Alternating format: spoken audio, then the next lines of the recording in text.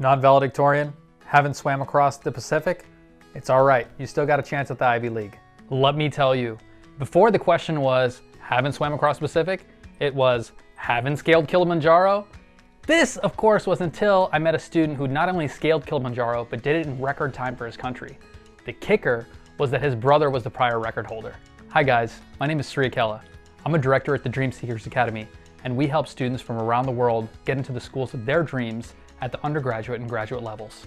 Every year, we speak with hundreds of students without perfect grades, without perfect test scores, and without any national awards to their names. Most of these students have dream colleges in mind, but close the door on themselves, thinking that anything less than perfect credentials will result in an automatic rejection by these schools.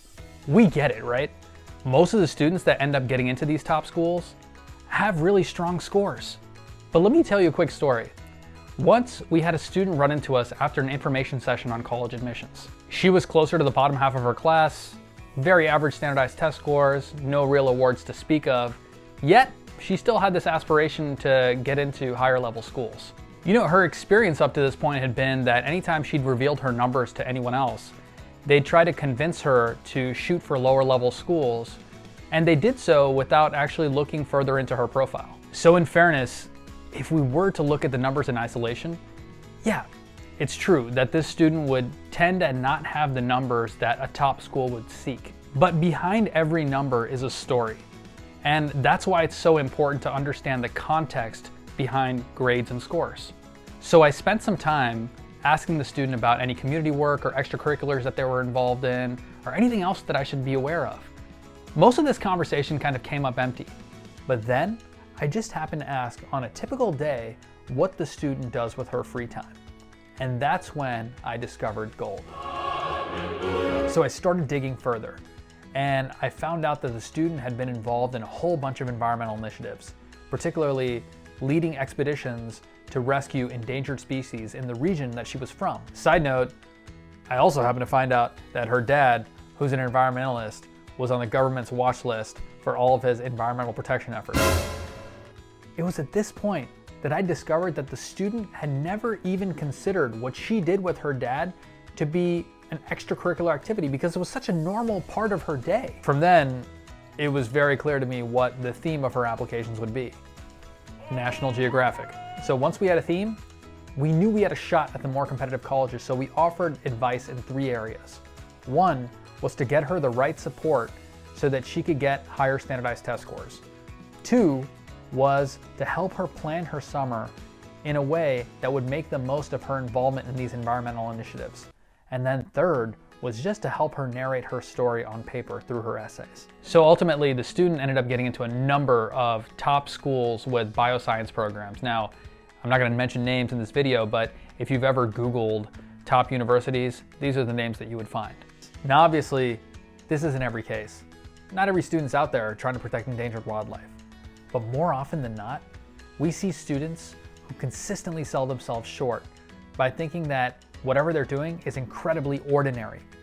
We see students who don't get the right support at the right time to maximize their standardized test scores, and they generally have a tough time trying to figure out what are the right things to do to build their profile. And finally, we see students who just struggle to tell their stories.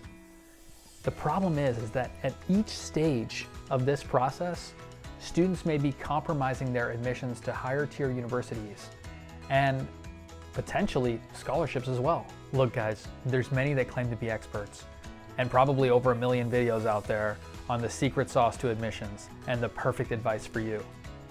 But the truth is that the advice that is perfect for you is the advice that is perfectly tailored to you.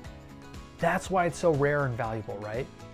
So whether you're a student or a parent, we know how important it is for you to feel that you're in the right hands when making such important decisions for the future.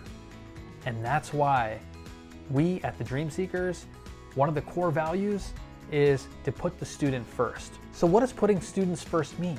It means sometimes, yeah, looking at the higher ranked schools.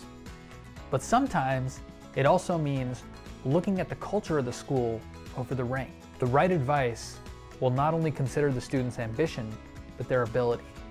The right advice will not only consider the program's rank, but the program's fit with the student. We know that the kind of advice that we're offering doesn't come easily, but we also want to make it fair so that people in all sorts of situations have access to our advice. So that's why we're offering a $50 starter consultation to help you plan your summer in a way that's going to naturally build on your interests and pique the interest of admissions officers that are running through your profile. Students often leave the call with a greater sense of conviction in their own abilities and clarity on the road forward. So let's get started today. Go ahead and click below to book your consultation and become a dream seeker. We look forward to working with you.